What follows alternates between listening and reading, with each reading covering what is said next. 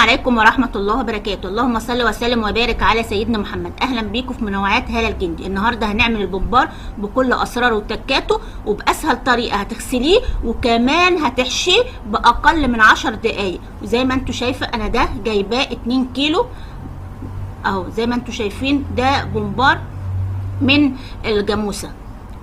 ده طبعا البقدونس والحزمتين وحزمتين شبت.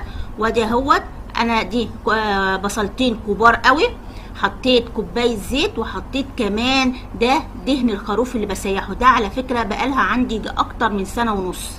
انا ان شاء الله باذن الله هوريكم ازاي تسيحوا الدهن ده ويعيش معاكم اكبر فتره. اهو دي هوريكم دلوقتي غسل البومبار باسهل طريقه